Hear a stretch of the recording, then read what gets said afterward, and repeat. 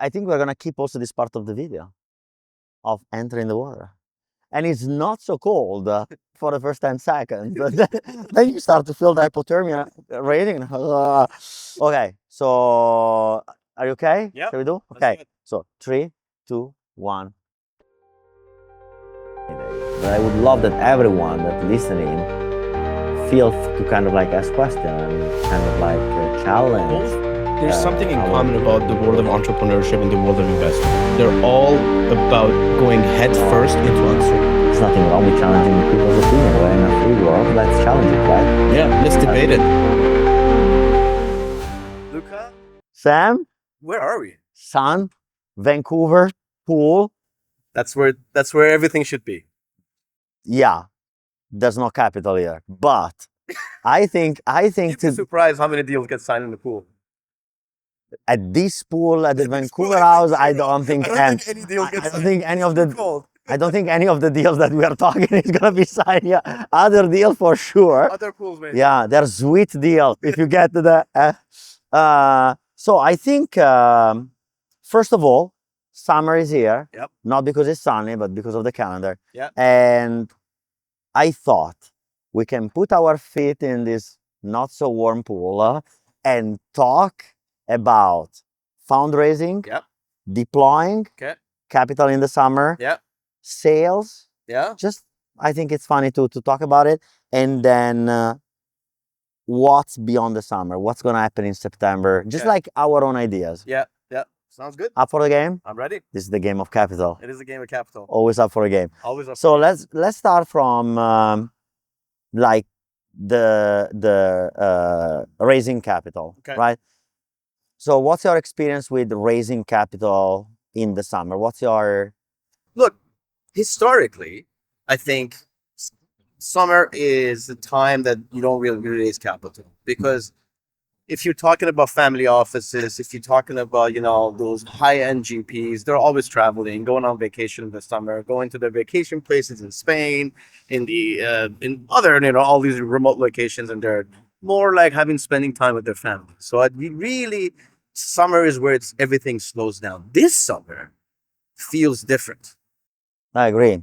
I think activity is absolutely picking up, and I think it's a waterfall from the effects in the public market starting to happen. These big ass IPOs, sorry for the language, but these big IPOs that are happening on the market and generating massive amounts of liquidity for family offices, for individual investors, ultra high net worth individuals. Yeah. And they're now getting back into the game, and they want to redeploy that capital. So I think this summer is going to be a little bit of an exceptional summer, historically. It's going to be a pretty active summer. Yeah, I feel the same. I mean, me being on the other side of raising capital, Yeah. I can tell you that I feel this vibe that mixes with, like you just said, the social economical situation. Yep. Mixed with the so-called rush for IPOs. Yep. That seems like is going crazy. This summer is very active. Like I was reading just in the past couple of days of 2 major M&As done in a portfolio with the portfolio companies of one of our investors. Actually, the first investor who believed in us after with Panache was Decibel in Silicon Valley. Mm-hmm. And I saw the traffic going on in our internal Slack, like many M&As. And I was asking, I couldn't attend this very interesting masterclass about M&A, and probably it's a good hint for us one day to talk about M&As. But I said, hey, can I get a recording of this masterclass? And they said, well, usually yes, but this time there are so many M&As happening that we are so specific about specific cases that we don't feel clearly comfortable to share the recording. And I mean, fully understandable. And so that gives me a signal that there is so much happening this summer. Yeah. And I was talking with Matteo, my co-founder, and I said, hey, summer we always think is slowing down. Yeah. Sales are picking up. Like, really? Like just yesterday, we announced on Twitter that Twitter is using our open source software, actually our software, to run the entire X.com. Congratulations. Thanks. What's congratulations in Italian? Congratulazioni. Congratulazione?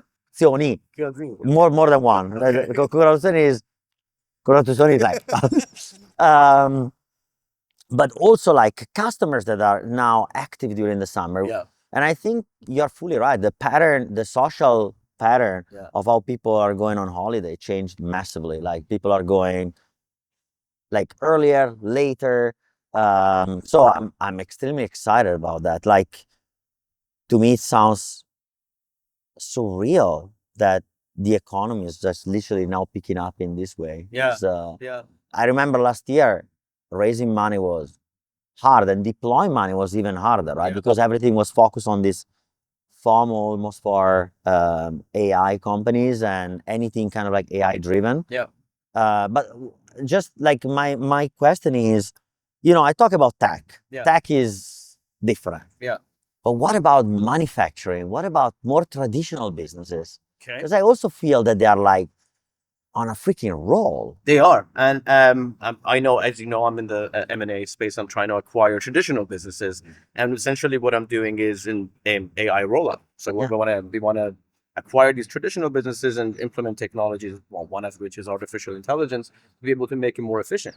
So a lot of that activity is happening. I was actually talking to another team yesterday who are raising a $15 million fund, Wow. and they were acquiring beauty clinics.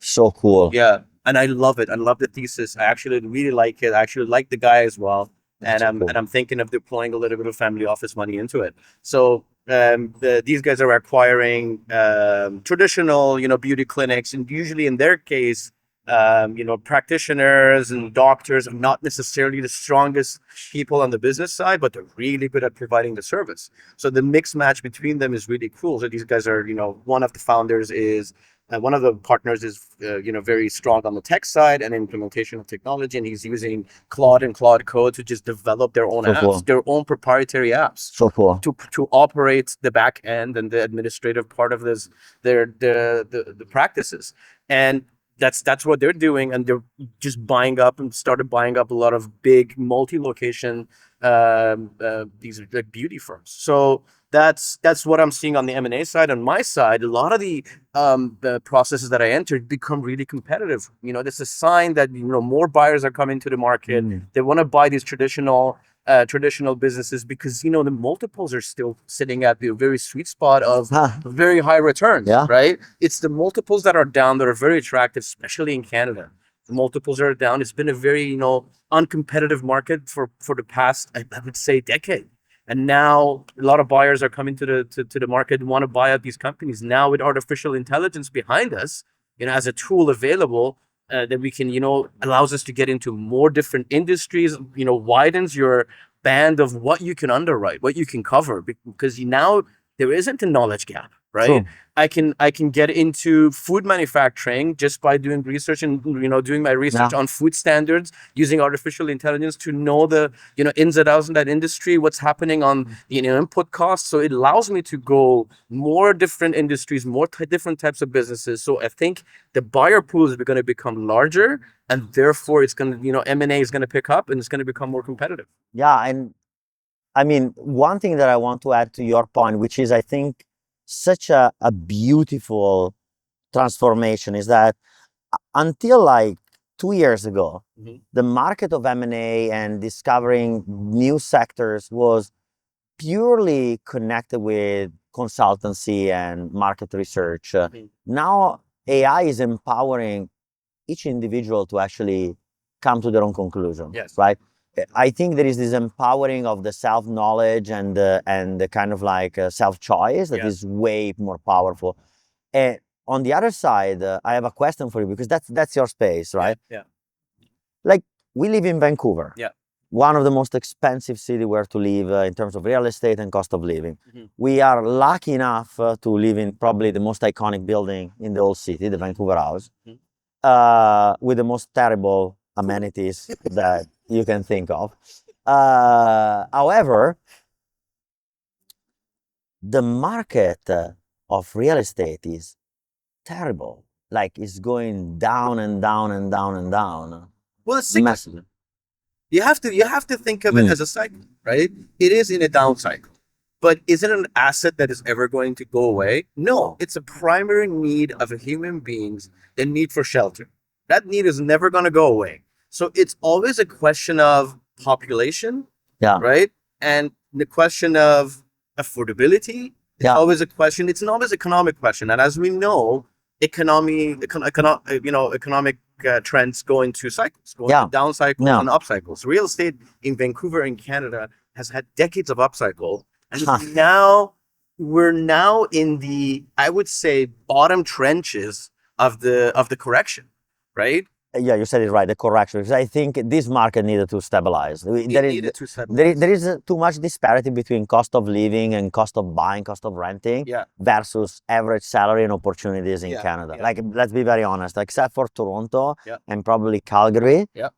the real market that can make money, so tech here in Vancouver is terrible. Yeah. Like, I generally don't know how many people can afford to live here in downtown. Is crazy. Oh, it's, affordability has become the problem in British Columbia, Yeah. on all across Canada, but mainly in British Columbia. Yeah. And Yeah, and there is also kind of like the other downside of this whole thing is, I think, is also kind of like a real, not only social but economical need to stop this madness on high cost, and now so that we can deploy money in something else, because that's the problem. well, I think COVID brought a big shock to real estate, right? Oh yeah, and massive. it started creating this massive correction, right? The cause was the cause wasn't COVID. The trigger was COVID, 100%. right? But the cause was driven by massive amounts of population coming in to Canada all of a sudden, a short time frame, Yeah. and needing more houses to be built. But at the same time, more houses weren't being built because building more houses was becoming more and more Yeah. in Canada because of the affordability issue, right? Yeah. So it created this demand. What's the word? Demand Deficit. Oh, Yeah. like this is like a test. Yeah, supply. You're like Matteo sometimes, and then and then it comes to me. like, so it created a deficit in the market in terms of supply, right? yeah, it's true. Yeah. And it caused the uprise, the sudden uprise in prices. But Yeah. it has also been pushed down by government. Government 100%. didn't renew about 4.9 million temporary visas, and Yeah. these Students that's a and, massive population. This population was the cause for driving up rent prices in Yeah. Canada. However, was needed. Of course, Was needed. it was needed, but it caused this downward pressure on rent, Yeah. which essentially creates a downward pressure on prices. Yeah, but also because clearly, I mean, without going too specific, that they might sound somehow crazy, but I mean, there was a disparity in the distribution of population on wages. I mean, I think the economy that we see right now, at least in Canada, has a huge opportunity to really create a transformation. I was talking yesterday with this friend of mine, Michael, phenomenal entrepreneurial spirit. We are having like gorgeous coffee in this new place that we need to try, talking about their startup, because I'm advising them. I love what they're building. The enthusiasm of these two founders is really energetic. And Bring them on the podcast. I actually will. Yeah. I actually will. I don't know what they're building. They are building something interesting in the AI space that I find really interesting, and I really want to start investing. Okay. But we were talking about like how AI will be the massive opportunity, not for AI work, but for this new cyclic economy where people are going to be empowered even more. I give you the example. We were in this beautiful coffee place, and I was actually telling them the best investment you can make today is to make a kick-ass restaurant, a kick-ass bar, because with AI doing the low-hanging fruit labor work, people will have more time to connect and will be more eager to connect and to be interconnected. So those kind of social gatherings are going to be like massive soon. And I think that's actually a beautiful opportunity. But talking about the summer, so we said about deploying, a little bit about raising, and let's talk about selling. What's it like selling in this? selling in the summer Yeah. is a surprise. I can tell you that in our space, in tech, Yeah. you expect actually summer to be slow. In reality, summer is, I don't know what's going on between June Yeah. and August. Yeah. There's only a 2 weeks break between August 1st and August 15th, Yeah. which, to be honest, is a self-imposed break. It's not really like an economical or anything break, but people are buying, are trying. They want to. Usually, summer is that there is the rush of closing Yeah. to restart in September because that's the last quarter sprint that people have KPIs to achieve. Yeah. Great opportunity for preparing clearly for the end of the year buying season when Yeah. there is the end of budget. Yeah. So, I mean, to be honest, it's 4 years that we are trying to have a relaxed summer. And you can't. No, we Well, can. let's get into the details. Yeah. Who's your target audience? Your target audience Enterprise. is the enterprise, but the person you want to talk to is the CTO, right? No, we actually target individual contributors. Yeah. So our ideal buyer is whoever sits above the technical chain, Yeah. but is not sitting at the management level. So is the bridge between the delivery Yeah. and the technology direction. Is this person a techie or is this person a A business techie, person? Is it a techie. Okay. Techies, they are mostly, are those techies that are already stepping into that management influence, Gotcha, right? gotcha. So, and that's actually, I think, the great trick about the summer is that they are not actually, they are living in that limbo between quotes, between delivery and strategy. So it's easy to target them. Okay, gotcha. Yeah, because even if they go on holiday, Yeah. you send them an article, you send them a benchmark, and Yeah. they're gonna read it. You Yeah. know they're gonna read it. Yeah. It's so important to know exactly who your target audience is. Like, 100%. the investor crowd, I think, would go on holiday in the summer, would probably be on a yacht. It depends. It depends. I can tell you that. I mean, we are fundraising, and it depends on how much buzz, how much traction you're having. Yeah, okay. People, I don't think they have any problem to kind of like call you Yeah. on, their holiday.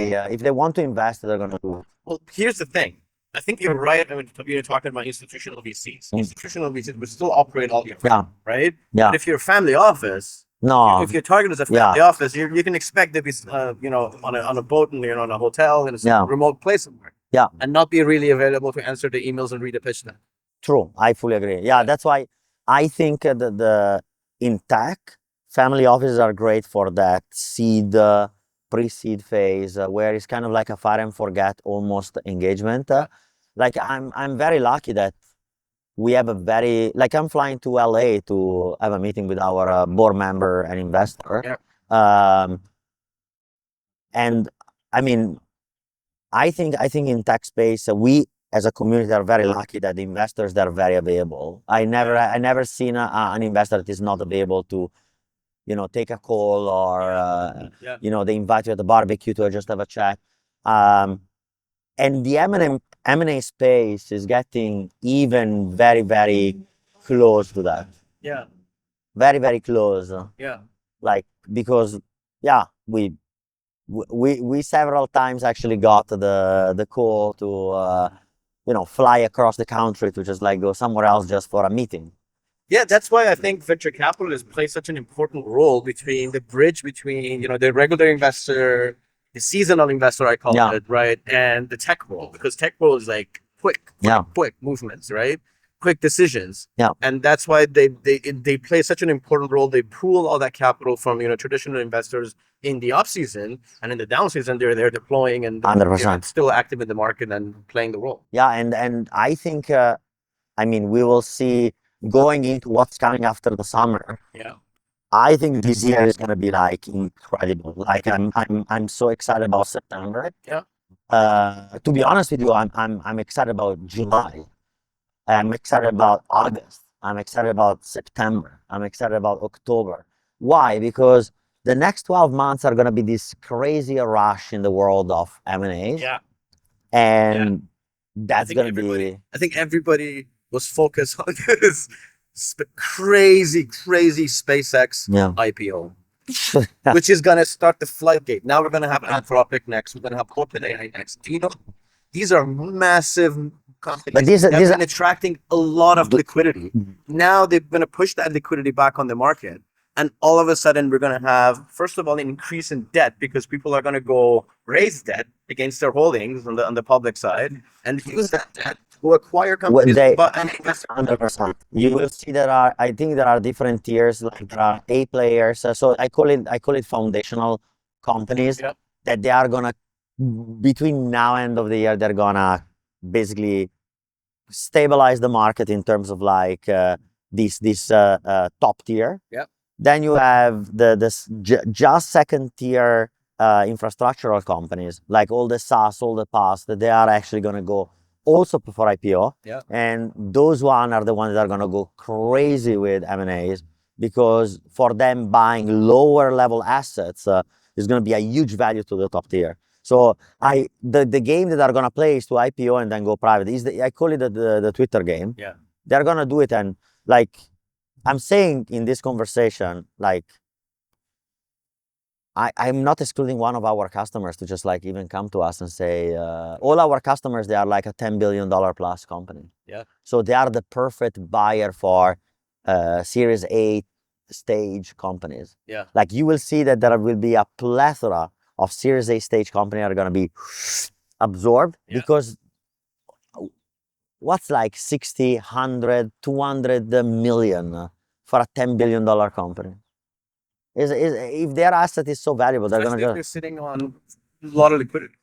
And they have to get but they need to deploy, they need to actually create more debt to acquire those assets if they want to go for IPO. Especially if they're on the market, they need to show growth. 100%. And if you're not generating it, organically, you have to generate it inorganically. So and they mostly are gonna buy a foundational technology because that's what is gonna survive in this wave. So I'm super excited about the next 3 months. I really hope that our pool will get a little bit warmer water. That's definitely one of my wishes. Put the concierge. It's on their books. For next year. They're fixing it. They're fixing it. Hopefully. You see them like boiling water and pouring boiling water. I won't freeze my ass next time we take an episode. Yeah, I mean, between the elevator and the pool. Anyhow, Sam, I think that is the time that we wish everyone then a good start and a good to enjoy this summer. We are gonna continue having our chat, interviewing people and understanding about capital. We don't know what holidays are, so that's fine. But I hope everyone will also enjoy a nice refreshing jump in the water. And till then. Oh, you forgot the most important topic. What? Canada won 6-0 at the World Cup. Yeah. Go Canada! Yeah, we should celebrate those small victories. We should celebrate every victory. Yeah. Every milestone should be celebrated. 100%. It's the entrepreneur way, or you burn out. Every small victory should be celebrated. I agree, and I think let's hope that Canada does well. Anyhow, Italy is not in the World Cup Italy is definitely missed. Yeah. No, there are a bunch of like a beep. So that's. But I hope they make the next time. Next time. And ciao everyone. Ciao.